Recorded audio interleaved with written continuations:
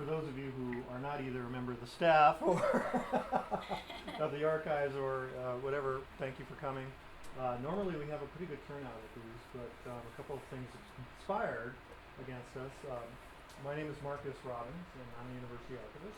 Welcome to the University Archive, but we're actually the Central Upper Peninsula and Northern Michigan University Archive. So we're not just an institutional archives for the university, but we actively collect historical manuscript collections. And those collections are usually the personal papers, records of organizations, government entities, and so forth, and individuals who have had a significant impact on the history of the area, the region. And historians use this material as what they call primary sources, and they are called, rather. And they use this material as the nuts and bolts to write their histories. And scholars such as Dr. DePonzo from the History Department, for example. In fact, I think you've actually used some of our stuff for some of your own work. So the Evening at the Archives is part of our public outreach events that we try to do each semester, and we try to do at least one of these each semester, and it's an effort to try to gain and create awareness about the archives and collections we have. And usually we ask someone to give a presentation who has done research in the collections here, and can talk about that. And for tonight, we're pleased to have with us Dr. James Seelye, who is actually an NMU alum, graduated in 24. And better, he's a former archive student assistant. Indeed. Started working for me way back when I looked younger and was crazier and all that sort of stuff. But he's also a very good example of our student assistants here, who many of them, which go on to, and our students in general at Northern, go on to very stellar careers. We have two that are graduating from the archives. Anne Crone, who is our digital specialist, who does our digital conversion stuff. She's about ready to go into the real world. And Kelly Cannon, our very own, who does our website development. So when, for example, Anne right now is going to be recording this event, and then she'll be doing quality control stuff and putting it on our website, which she'll turn it over to Kelly to do that. And then so if you want to look at this later, you can do that just go to our website. Anything else I should say? Oh, Dr. Seelye is a member of the Department of History. He's an assistant professor at Kent State University, Stark. This is one of those schools, that's gigantic and has a big town that's a part of. And without further ado, I will turn it over to Dr. Seelye, who will talk about the topic and the paper. Thank you, sir.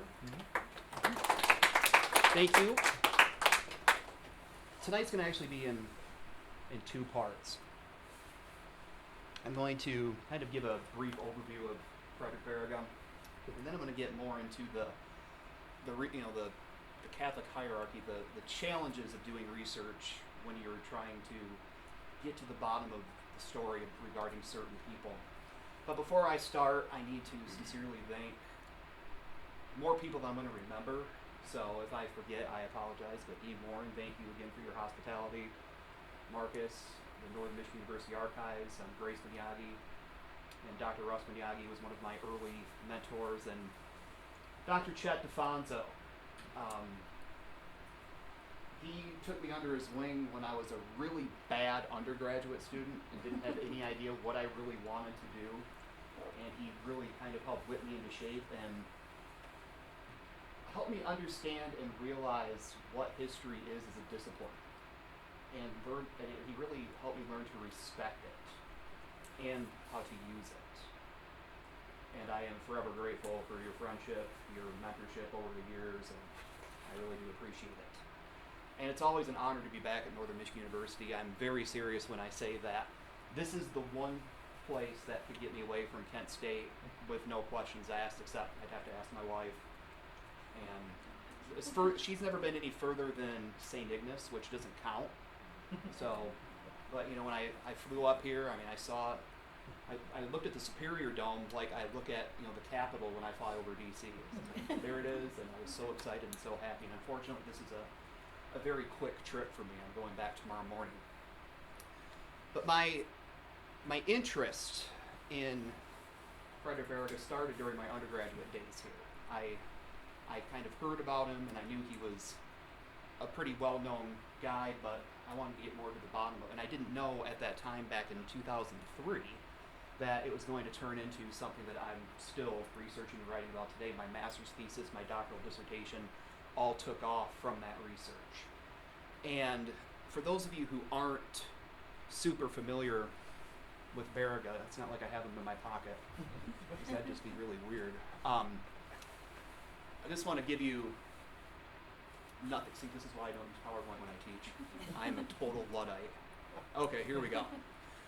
He was born in Slovenia in 1797, had a couple of sisters. Pretty rough childhood. His parents both died when he was fairly young. And then he has to go and continue his education elsewhere. He was lucky to be born into a fairly decent, I mean, the Baragas were comfortable. This is the house that he was born in. And he then goes on and spends a lot of time in Vienna working on his education. He was very, very good at languages, which helped him immensely throughout the rest of his life. Very athletic, liked to walk, all the kinds of things. If you're looking at being a missionary as a career path, he did all the right things. And that's a career path that's always, it is rather amazing. I mean, the pay is horrible, the working conditions are terrible, and people generally aren't too excited to see you to begin with, but he did it anyway. And just wanted to give you an idea of where he grew up. I think I'm missing, yes. That's why I hate PowerPoint with a vengeance. Why do you have a chalkboard in here? We have the colored boards over there. The other thing I wanted to mention too is he didn't always want to be a priest. He went to law school, and while he's in law school, he met a woman, was engaged to be married, and then decided, well, he got that call for God to be a priest, and he had to have what I would only imagine was a very uncomfortable conversation, because he happened to be living in the home of his future in-laws at the time. So not only did he have to have this conversation with his fiance, but then he had to have the conversation with the parents, and I can only imagine how it went. But he felt the call, and he was ordained a priest. And by all accounts, and the sources on this they're all over the place, and they're fairly easy to come by, he was a pretty popular priest. He was well known for giving soaring homilies, according to the stories. When it was time for the priest to give confession, or to celebrate confession, reconciliation, he would have people lined up around the block. People were very serious about their Catholic faith, which, by the way, I think could help explain why the turnout tonight is a little bit different. It also this proves my point that academics, we always just hang out with each other. Like, we go to each other's things, we support each other's events, we always go to the bar and out to eat with just each other. But I didn't realize, see, Kent State's on spring break this week, and I teach 4 classes a semester, and they get kind of picky when it comes to leaving too much, and with other conferences I've done, I had to schedule this for spring break. I didn't realize that this is Holy Thursday. And being a really bad Catholic myself, I forgot about it, but then I'm like, this isn't a day of obligation. So you don't have to go to Mass. You can come here instead. But I understand the faith thing. Although I always tell people I'm so certain I've been excommunicated. I mean, I'm a Catholic who's officiated a gay wedding. So I'm not exactly sure. Although I part of me that hopes that Francis would be like, go for it, but I digress. I didn't just study history at Northern, I studied geography, and I love my map. So here is Slovenia, which has a very interesting history in itself that I don't want to get into. It's a country that was in an area that was, the boundaries shifted all the time, and rule changed, and it's relatively recent that they became autonomous again. This is a self-portrait that Baraga painted of himself in his youth. He was pretty accomplished at a number of things. He used to paint, actually, as a way to unwind and relax a little bit. The priesthood didn't necessarily go as he planned. Things I don't know what happened. But it appears that he ran into some trouble with his superiors. Maybe they didn't like his reputation as being a really good priest. They kept sending him out to more distant posts. And right about the time he started to feel really kind of down about his career choice, he starts to read this literature about this big push for missionaries in North America. New societies and groups that have been funded or founded just to fund these kinds of things. And he's reading this literature, and it's almost like he got a second call. So he sought out permission, like he had to do, to get the dispensation to come to North America. And he had to ask his own bishop. He had to ask a bishop in North America, and at this point it was in Cincinnati who he had to ask. And, well, he didn't have to ask Cincinnati as a person. The bishop was Cincinnati. And, sure. So actually it was New Year's Eve of 1830 that he arrived in North America. And he spent the first few weeks brushing up on English, learning some American Indian dialects, and over the course of his long career, he served in the Great Lakes from 1831 until his death in 1868. This is a questionable map that shows some of his, so I'm not exactly sure how much on the north shore of Lake Superior he ever really got. I mean, I haven't read everything the man's written, and I will explain why in a little bit, but I've never come across any like really solid information about being that far up. I mean, maybe a little bit, but not as far up as like, especially like 12 and 13, I'm not so sure about that up there on the map. Over the course of his career, he converted thousands of Indians. And some people have looked at that as being a marker of success. He was a very successful missionary because he converted thousands of people. Conversion might not be if you're trying to determine what makes a missionary successful, I mean, I think it's just a normal Westerner kind of thing to do. Let's just count. Let's compare numbers. But you can't always do that because Catholics, when it came to how they proselytized, I don't want to say that they would convert anybody, but they were a little bit more lax than their Protestant counterparts. A lot of the work I've done, it's kind of comparative work at how different Protestant denominations and Catholics, how they went about their missionary duties.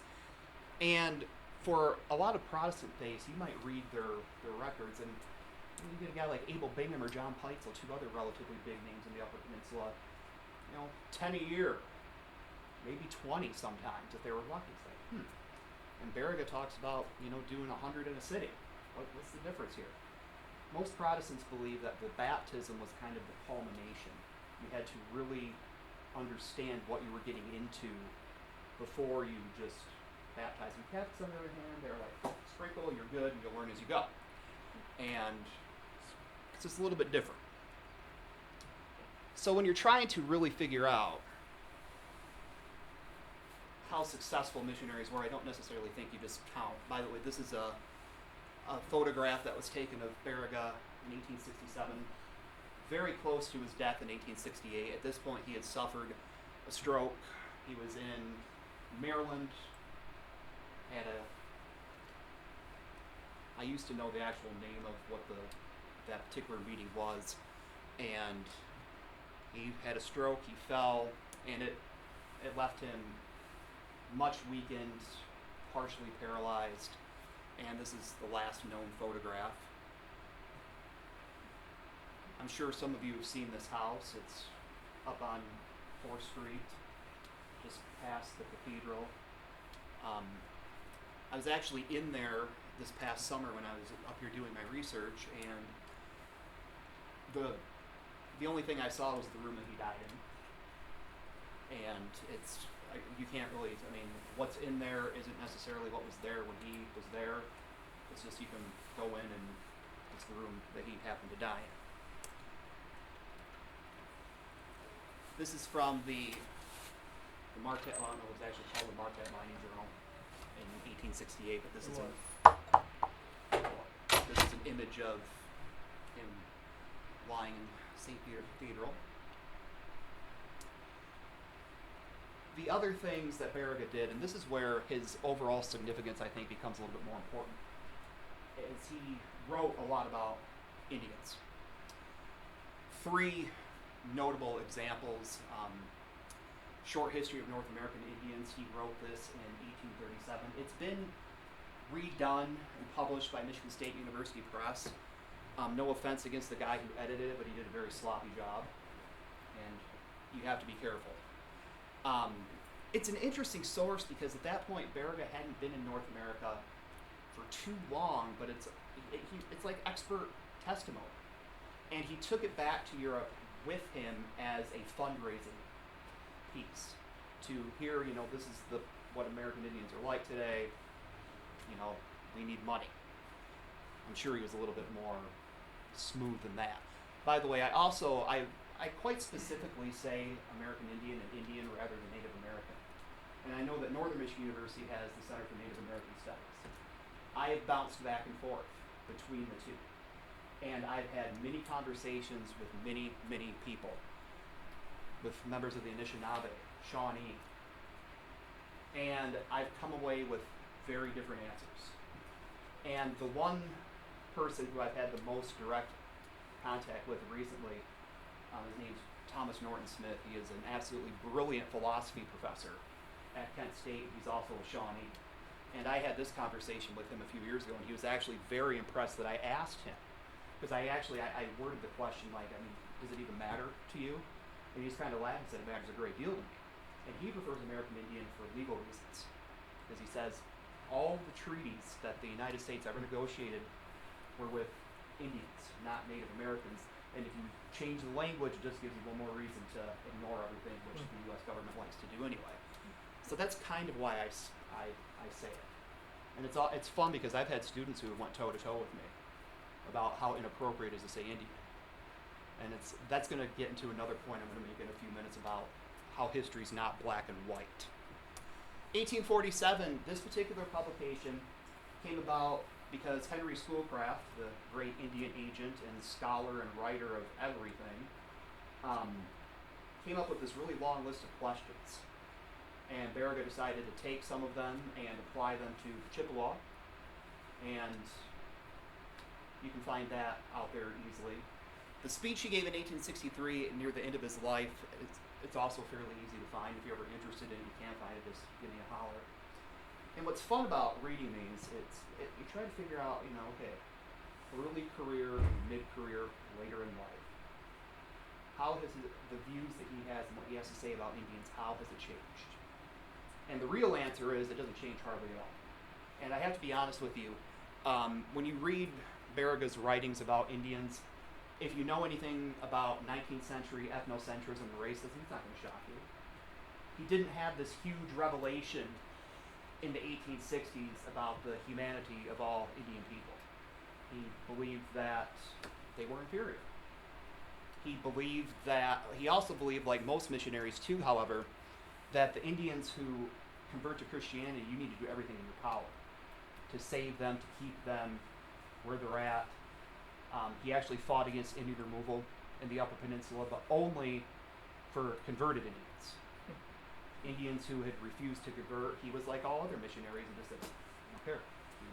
They're better off being removed. What I didn't realize until much later in my research was the extent that the federal government relied on missionaries as experts.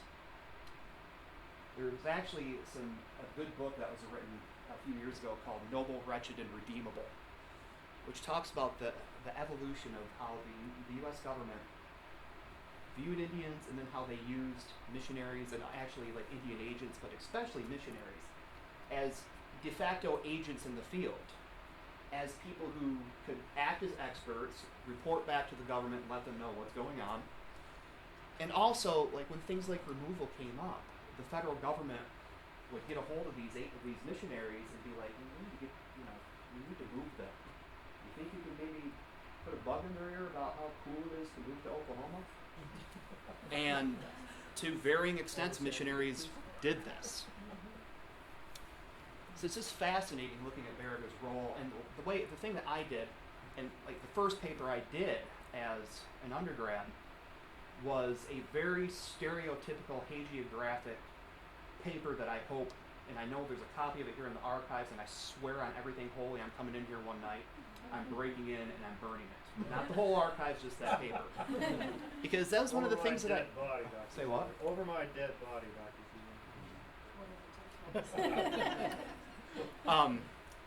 I mean, you still cling to lost causes. You're still a Cubs fan, so I know you. This is not the year to be telling me that. I do have to say before I talk about how horrible that paper was, that just because I live in Ohio, I'm from the Flint area originally. I'm from a little town called Linden. I played hockey in Flint my entire life. I'm always have and always will be a proud Michigander. Ohio State Buckeyes can suck it. And I know it's on camera. And I tell my students that all the time. So it would be the Ohio State. And that's another reason why I hate them. They have this "the" in front of their name, but I digress. I had read all this stuff about Baraga, all these biographies, and I'm like, wow, this guy was a rock star. You know, sleeping in the snow, walking everywhere, waking up every morning, taking the snow off, and then I'm like, Dr. DeFonso's lessons about history started to get to me, and I'm like, hey, this guy did all this work with Indians, what the hell did they think about it? And that's when things started to get a little bit more interesting. And I started to very critically look at Baraga's own writings.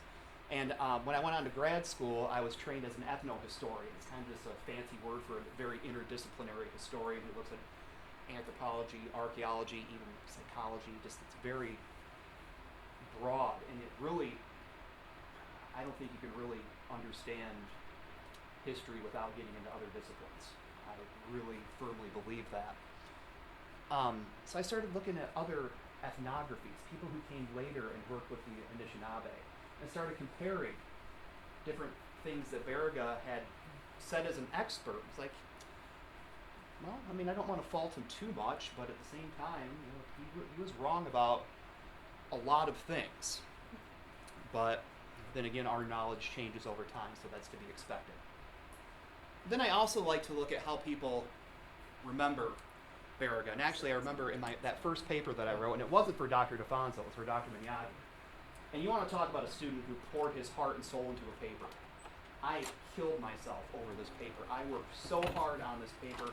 I cited, I mean, it was like a primary course masterpiece, and I got an A- on it. I was furious. But, you know, he's a stickler. And I had a conversation with Dave Petrico, who's an economist here, and he's another huge influence on me. If I was a little bit better at math, I probably wouldn't be talking to you. Because one of my arguments in this paper was that, you know, Baraga will be with us forever because he has this long-lasting legacy, and I compared him with John Peitzel, who's a Methodist missionary, and, you know, no one's ever going to remember him. And Dave Petrico says, you know what? I'm going to start a biker group, and we're going to get jackets made with Peitzel's name on it, and that's going to prove you wrong. It's like, it's such a simple thing, but he's right. But, you know, you look at how much has went into Baraga's memory. I'm sure some of you have seen the big bronze statue up in Lotz, looking down at you with the totally inappropriate teepees at its base, because we all know the Indians in this area lived in teepees. So it's important to be, I won't close that, it's important to be, I think, a meticulous historian, because there's so much that we think we know. And this is where I get into the second part of my talk tonight, which I personally was looking much more forward to than the first part. But I have to say a couple things before I get started. Anything I'm going to say tonight is with the utmost respect. And it's also, I'm saying, and I'm not representing anybody except myself when I say this. And I also need to say this. I'm not like a powerful guy or anything like that. But if anything I say tonight gets anyone in any kind of trouble, I mean this. I am not going to shut up until the world knows about it. And after I get done explaining a few things, that'll make a little bit more sense. But if I ever hear that somebody gets fired over anything that I have to tell you, we're going to see what we can do. We live in a time, my friends, and I mean, part of this is going to be patronizing to you. History is more important than ever. And it's because of how we use it, and how we don't use it, and how we misuse it.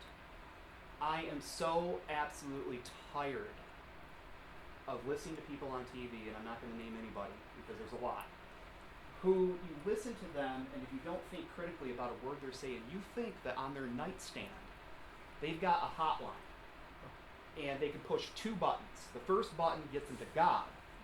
The second button gets them to the Founding Fathers. And they know for sure this is exactly what it meant.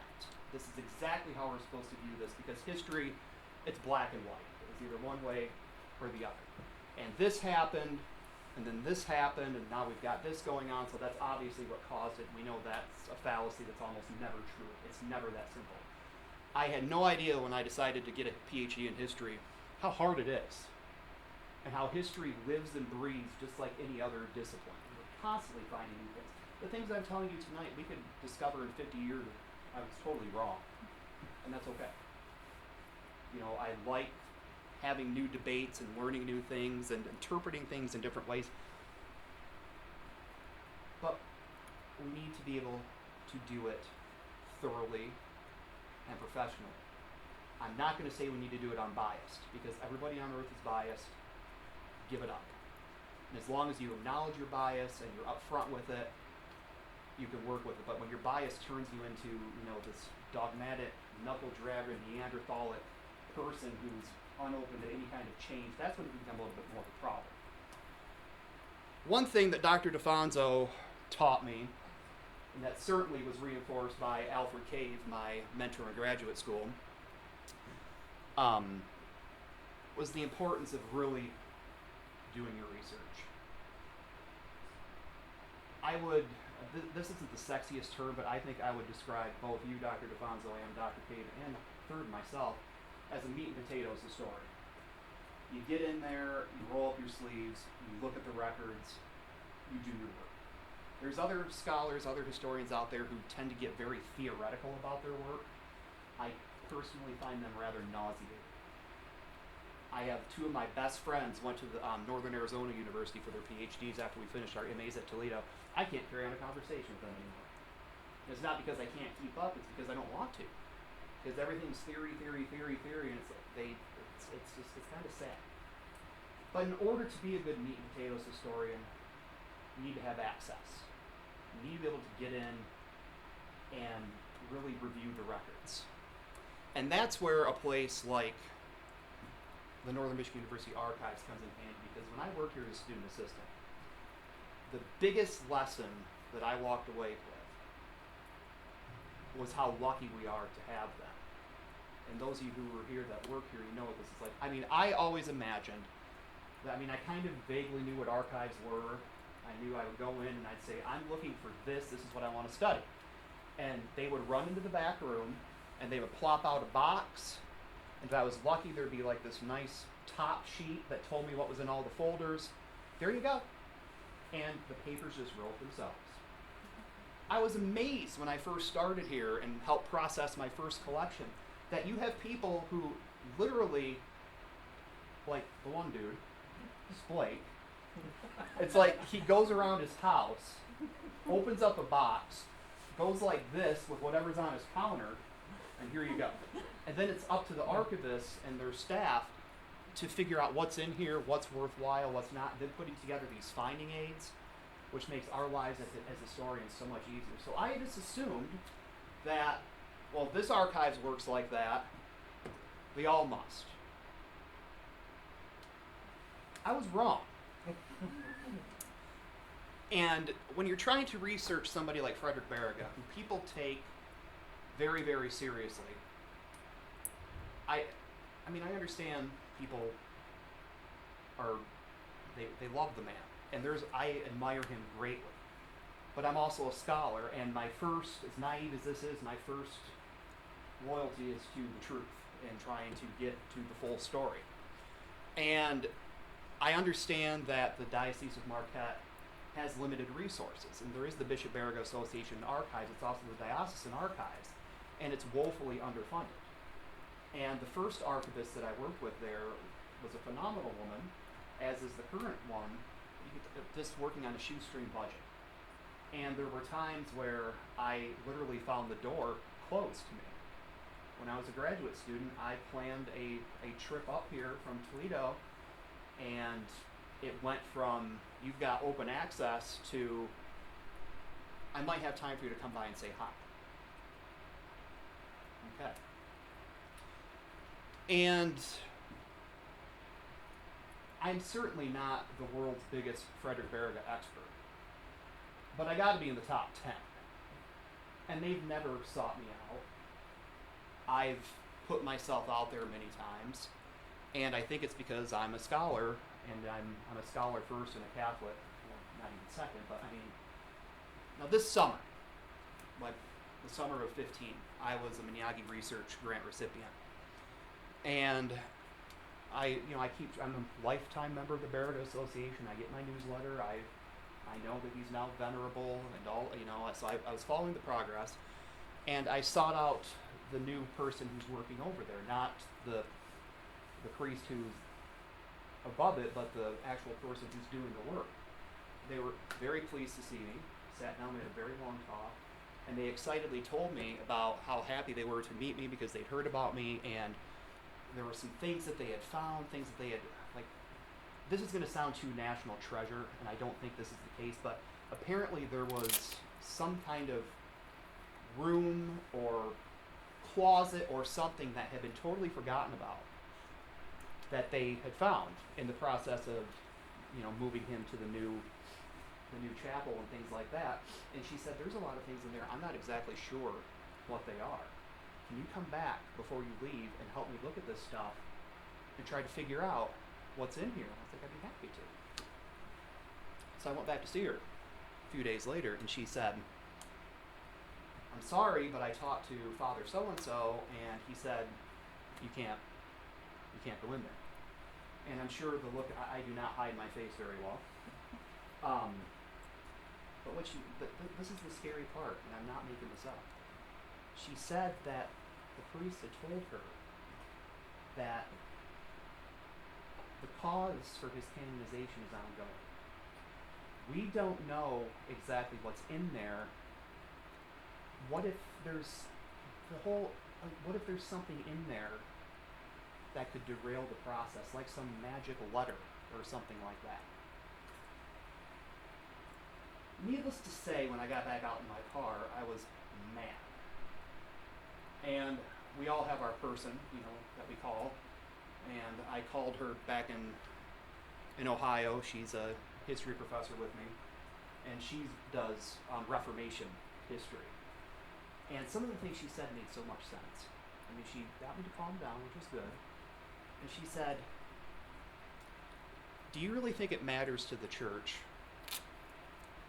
if they let you in or not? She said, we live in the Catholic world. The Catholic Church is the eternal organization. It has been here forever. It will be here forever. It doesn't matter if they let you in to look at that stuff now, or if they let somebody else do it 300 years from now.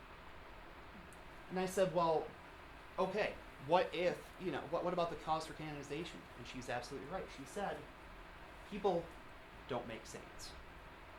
God makes saints. We acknowledge it, but it's God who's ultimately in charge of making saints, so we have nothing to do with it. Now granted, I'm not taking anything away from saints of old, but it used to be easier to become a saint. You get burned at the stake, you were a saint. Now there is quite the process involved. And that's why it's taken, and this is some of the other, I spoke with other people, as I had just finished a book on the Slovenes in Michigan, and I talked to some people who said, the Slovenes they're actually kind of annoyed at how long this process has taken, because we have pumped, I'm not Slovene, but they said, we have pumped so much energy and money into this, and ironically, it just so happened that, like, one of the big turning points in the cause, it started back in 1930, or 30-ish. I'm a historian who doesn't care about dates, so when I say a specific date, there's usually a margin of plus or minus 5 years. I'm just going to lay that out there. You submit this pile of paperwork, and it goes to this congregation, the Causes of the Saints, and they evaluate things. And the turning point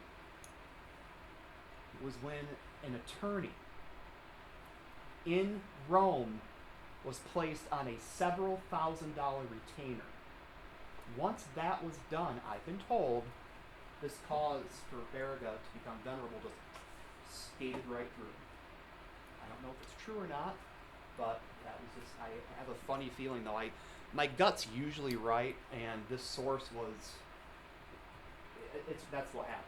I would bet on it. But now for Bishop Baraga to become beatified, which is the next step up, there has to be a miracle. And then for him to actually be canonized as a saint, there has to be a second miracle. And that's where things get very tricky, because you have to get medical professionals to say there is no earthly reason why this happened. And they're not going to do that. The last miracle that they thought they had, the results actually, it came back inconclusive. That was the quote that was used. Inconclusive. Which leads you to believe that some people probably thought it was a miracle and others didn't. But. So after I had this experience at the archives this summer, I was like, I wonder if this is a common phenomenon when you're doing research with Catholic missionaries, because I never ran into it at all. Trying to get into anything here. I did an insane amount of research at Central Michigan University, University of Michigan. Never had any problems like this. So I want you to imagine that you are a 20-some-year-old woman who's working on her dissertation. And you've received, I don't remember if they received a Fulbright, but they were able to spend a lot of time in Ireland. They were working on Irish missionaries who had been active in Africa. And she's in a car with a priest who is driving her to like a repository. He stops the car, pulls off the road, looks at her, and demands to know what exactly she plans on writing. What spin is she going to put on these things? I can't imagine that's the only time things like that have happened. History isn't always fun or pretty or easy. Sometimes we uncover things that we wish we'd never found out about. Other times we are, we're happy, saddened by what we find. But we owe it to the people that we study, the people that we write about. We owe it to ourselves and really to the people who are going to come after us to really be fastidious and judicious about what we're doing, and to really try to get to the truth as much as we can. And when you run into obstructionism and things like others have experienced, it makes it very, very difficult. It makes it difficult to do our jobs. It makes it difficult to even just kind of trust. It makes you wonder, and this just leads to more conspiracy theories, which we're not going to get into. Because we'd be here until 5 o'clock Monday if we started doing conspiracy theory stuff, but it's what feeds into it. And I don't know what the answer is either. I don't know how magically we can convince everyone to throw open their doors to the information that's out there. And I sometimes, I know that there's reasons why certain things have to be kept quiet. There's times that a family will donate records and they'll place, I don't know what the official word is, but a hold. You can't release it for 50 years or 100 years. But with somebody like Frederic Baraga, and here's the other thing you have to remember, folks. Almost every single thing that the Baraga Association has written, you can find elsewhere. In fact, most of what the Baraga Association has in terms of written records from Baraga are photocopies of things that are actually at the University of Notre Dame. They have actual artifacts and things like that. But they so tenaciously hold on to these things, and I want to see students and other scholars be able to do their jobs and not get discouraged by these kind of roadblocks, because you're going to get discouraged. Those of you who are students here tonight, you're going to get discouraged. I have a graduate student this semester, and he's doing a directed study with me. And I was and you guys are going to think I'm horrible for this, but one of my proudest moments, and I actually looked at him and I said, congratulations, you're now on this side of the table. You know what it's like. He came to me, and he was so frustrated, because he had read through probably 6 books and found nothing. And I'm like, welcome. Now you know what it's really like to be a historian. Those are the kind of roadblocks and things that we can expect, but being barred out of archives is something I'd like to see changed. With that, since I don't like to go much more than I've went, I'm going to pause, thank you, and ask you what questions or comments you might have. Marcus. I'll open it up as the archival professional I'm sort of referring to here. There is an issue, though. What you're trying to talk about is the Society of American Archivists has a code of ethics, and part of our ethics is training as an archivist is to provide as much access and as widely open access as possible within the confines. This is paraphrasing, it's not really, but basically within the context or confines of what is applicable by law or the institutional policy for the institution we work for. One of the things that you're describing, I understand what you're trying to say.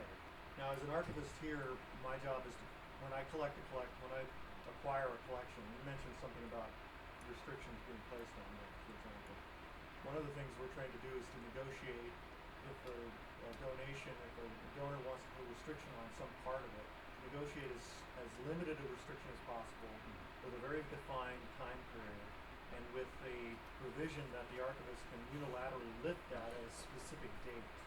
So for instance, somebody donates their papers, and they include some journals that they don't want. The family doesn't want those journals seen by the public until sometime after everybody's dead, because it might be salacious stuff. And we negotiate that. However, the thing with the Catholic Church, and I'm not sure I agree with, I understand your frustration, what you're trying to say, and believe me, I'm no partisan of the Catholic Church.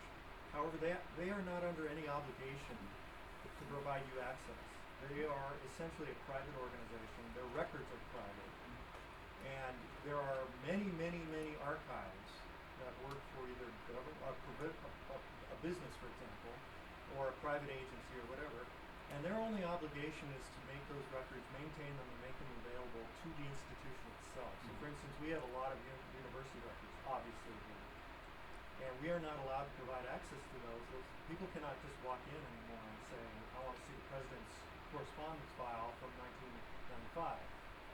They have to they go to the Vice President's Office for Finance Administration, who's our FOIA officer, and make a special request. That request is reviewed. The records themselves are reviewed first before a decision is made whether to provide access to them.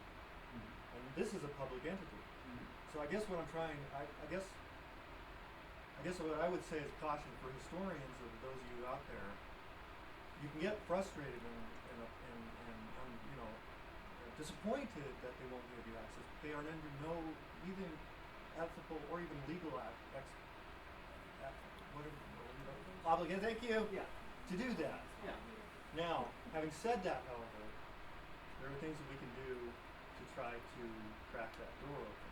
Either negotiate with them, work with them, try to convince them, perhaps, to do like something, dare I say, a deposit, which may take years to convince them to do that.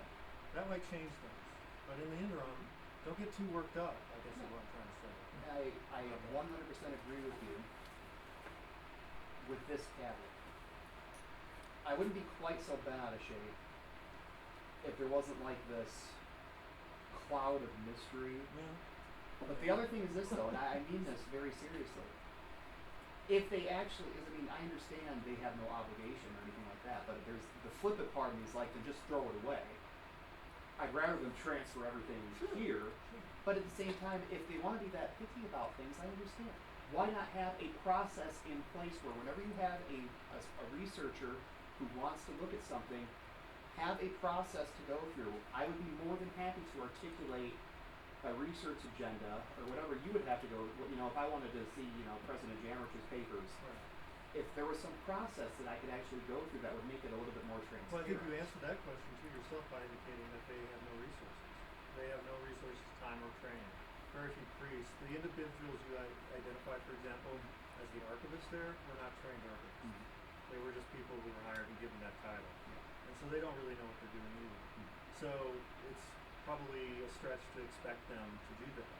However, could be my responsibility, and I will admit that we did try, correct Noah, last summer, to do everything we could to educate and enlighten, but you can only go so far, again, by offering that support. I'm not trying to No. deny what you're saying. I'm Well, saying I part of understand. the problem with history is that it's the sources and getting at the sources of truth and having to get over those roadblocks. But archivists are doing their best. Just remember that without us, you have no job, or future, or existence. Keep that in mind, Dr. Fonzo. As I keep No, reminding you as always. We could go back to the way things were and just make things up. Well, that's true. Those are usually Don't more we fun do that ones. anyway? Yeah. In classes, I like to say I'm kind of like the Igor to the historian's Frankenstein. I don't know which one of you would be the Frankenstein. I'm definitely an Igor. Dr. Fonzo, I don't mean to put you on the spot, but you've done a lot of research overseas. Mm-hmm. Have you run into? Well, I think one of those theorists wrote that knowledge is power, Yes. and the control of knowledge is a way of individuals and institutions to maintain power. There's never going to be open doors for everything, because as long as there is a disparity between people who hold power and are concerned about maintaining that. I know in Britain, where I've done research, there are rules, there are laws, but the British government, which is relatively open, still has files from World War I which they will not reveal. When scholars ask, well, can we ask what's in these files? No, can't ask that. Can we ask you why you are not sharing these? No, can't tell you that. It's too secret. That's 100 years ago. 100 years ago. So, what I was put in mind of too in your presentation, in our country we have a heritage. A lot of historical papers get deposited now relating to government in presidential archives. These big presidential institutions, the Lyndon B. Johnson Institution, the Ronald Reagan Institution, the Bill Clinton Institution, the George W. Bush Institution. And I'd like to ask you and Marcus, how appropriate is that these semi-private institutions are now the depository of so much of our national history? Personally, the part of me that doesn't mind it is the resources that they're going to have available. And before I pass it on to Marcus, I do want to say that I hope I didn't come across as totally brash tonight about the Baraga Association. I adore the work that I've done there. It's just with the opportunities that they do have to partner up with others that has gotten me so frustrated, and their absolute lack of wanting to even fully explore it has gotten me so upset. Nor do I'm not a proponent of like historical access anarchy. Like, I don't believe that we should just be able to have full run of everything and do whatever we want with it.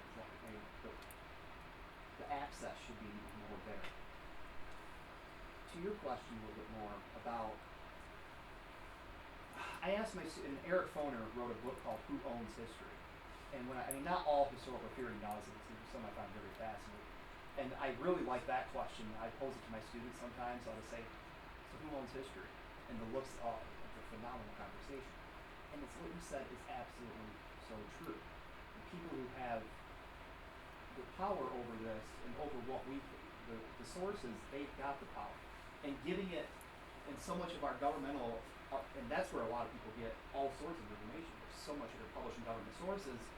You have to go to presidential libraries and go through other, it's going to further the gulf, I think, in terms of like trust and things like that. You know, why are you hiding? You know, why can't we have access to that? You know, you gotta want, like 100 years ago, World War I records. What don't they want us to know? And I'm not this person who walks around thinking all the time that there's some malicious agenda going on. But it does make me curious. And it's all, you know, and the other thing that happens too, when library, like the Library of Congress and the Clinton Library, when they finally make things available, there's all these people who descend upon these repositories looking for this smoking gun, and then, well, it's pretty anticlimactic. Marcus, I really want to know what you think about presidential libraries having Well, control over this stuff too. I don't know, there might be a misunderstanding that the presidential library system is part of the National Archives. And they actually, access to the records are dictated by legislation and national security legislation, anything related to that. So I'm not sure, I guess I personally don't have an issue with the national libraries. But on the other hand, what I'm more concerned about is something people don't think about, and something we are actually working on here in the archives in our small little UP.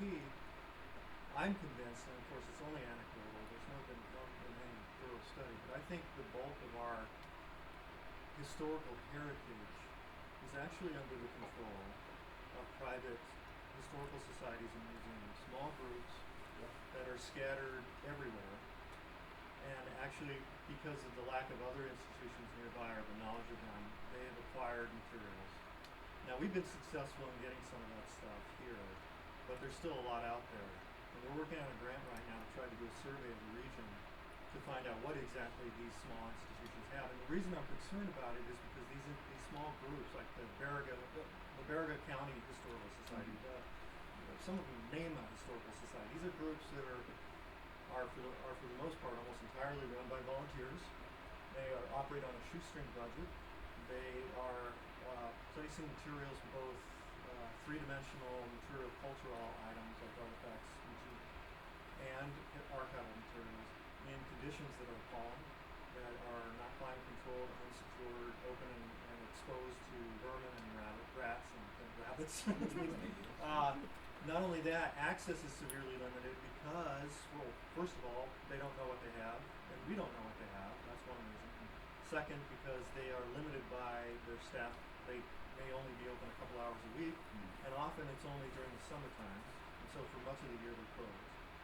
And to me, that's the bigger fear. We think of the big institutions, and us, and we're not a big institution, but as being where most of our historical records are. But I think if we were to really think about it and go into it, we'd find that most of our heritage is being maintained by these groups. I think one could make an argument that the Baraga Association could be part of that, in part because they, as you described, don't have even though they're part of the diocese, they don't have a budget, they don't have professionals working, there's other issues involved.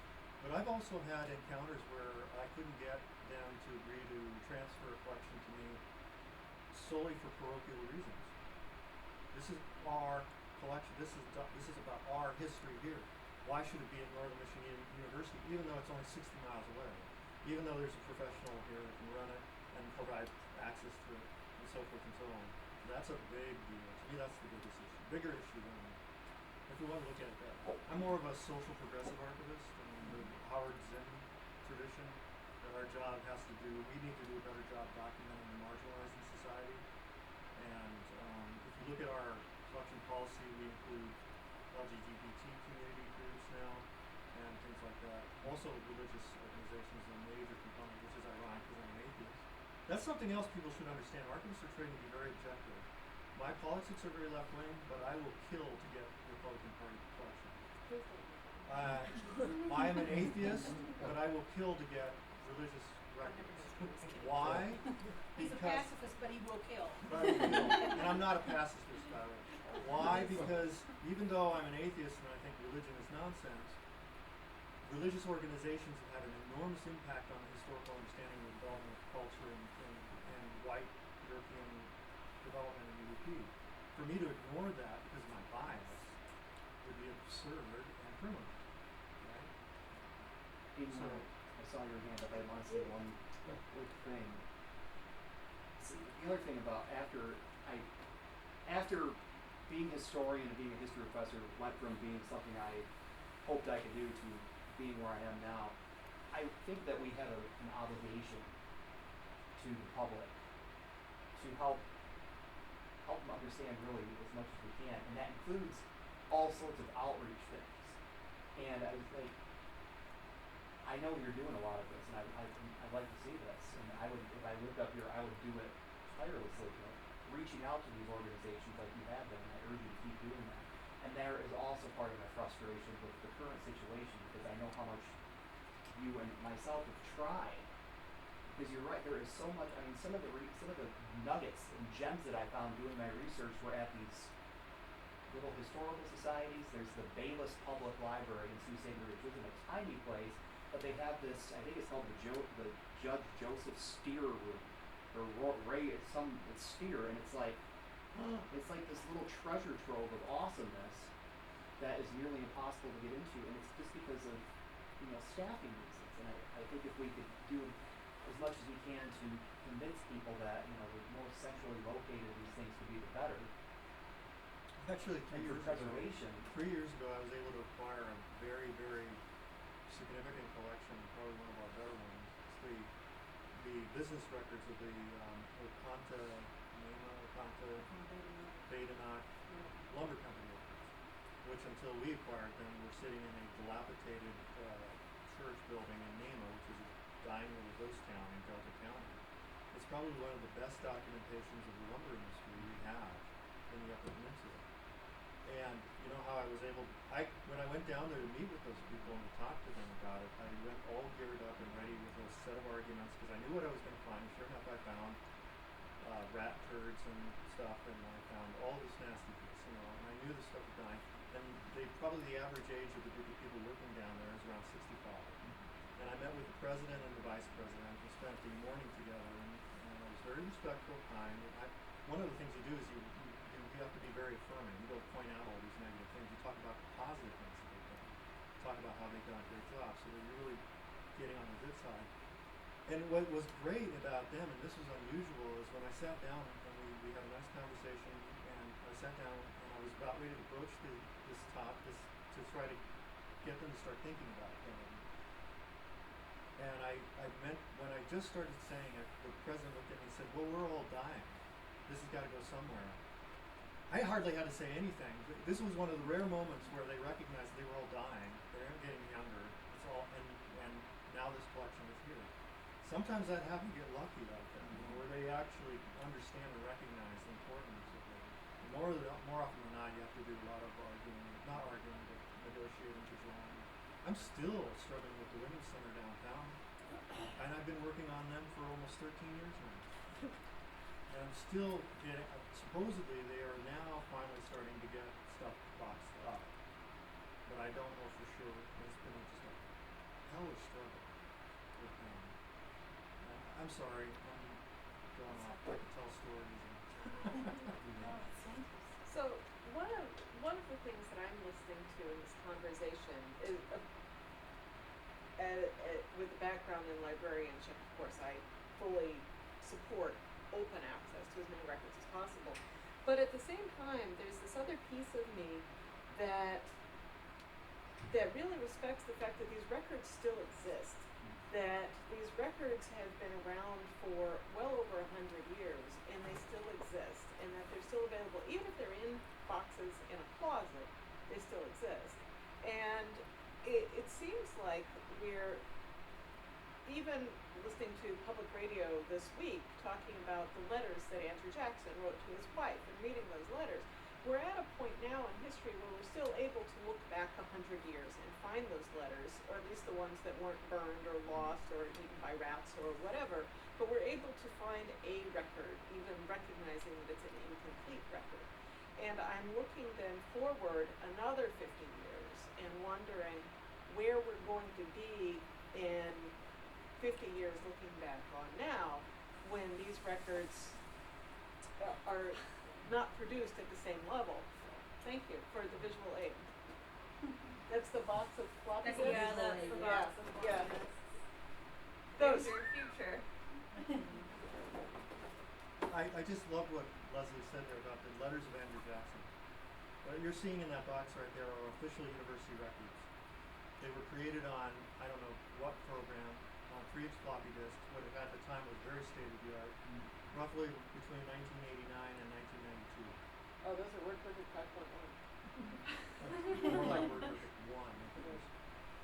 The point of my bringing this out is that is probably really the greater threat right now to our cultural heritage and to historians. In fact, right now sitting on my dean's desk is a proposal for dealing with that, which he has not yet addressed. Different place, different subject. I want to close with this, and I'll certainly hang out and we can Different talk. place, different subject. I think because I totally understand, like, if I had all this stuff, I don't know if I want to give it up either. But what about like this middle ground? Like you find out that archives have wonderful digitization capabilities, where they have state-of-the-art things where you can scan the originals and it is there forever. And if there is a fire or a flood or an infestation of locusts that eat all the stuff, it's there. Couldn't that be a little bit of a middle It's ground? not there currently, Dr. Seelye, sorry. $5. Dang it, I didn't say the whole thing. I did not say the whole word. I was starting to think I would have gotten the money. I It's didn't not there actually make the forever. bet. That's why I pointed those out. I cannot access that data. It's very complicated. Leslie can read the letters of Andrew Jackson because they are on paper and she just needs her eyeball. I can't access that. You have to have a very special, complicated system of hardware and software to be able to say 150 years from now, Dr. Seelye is going to come in here and be able to look at those records and know that they are not only credible, they're still authentic, they're still within a contextual organization and metadata. Can't do that now. Ma'am, would you do the honor of the Yeah. last question? I just wanted to find out more about this Baraga. Oh, look at her getting us back on task. Sorry, but no, this was all This was super certainly a interesting. multi-fascinating But thing. I learned that word hagiography. Hagiography. Hagiography? Oh, I don't pronounce it right. But I just learned it from your dissertation, skimming through it 2 days ago. Because You're when the I one. well, I skimmed, but because I went to your presentation in 2005. That's so amazing. I mean, yeah, and it's still, like, I'm still kind of hyped up about it. Tonight I got more hyped up just seeing that page out, his writing, the way you describe Baraga's writing on Indians in his diary. And I just remember how he called the Ojibwe people lazy. And ever since then, how can you live in this environment and be lazy? I mean, maybe, maybe they were hanging out when they received them as, a guest or whatever. And when they could have downtime, which wasn't often, with all the hunting and gathering, keeping fire going, making moccasin and, coding. Anyways, I don't know, that really still bothers me, I guess. But the other thing was in his diary that he deified Christopher Columbus. Yeah, that was That really, a common thing back then. somebody who, raped and maimed, killed, cut off tying off people's hands if they didn't bring their blood to him during the day, I don't know.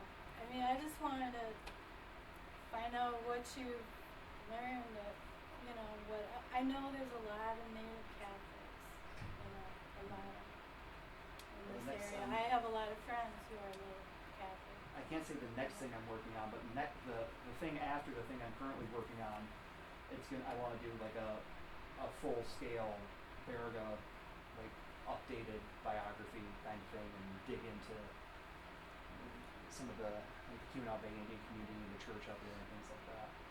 But I have to get the next thing done first. It's hard because they're,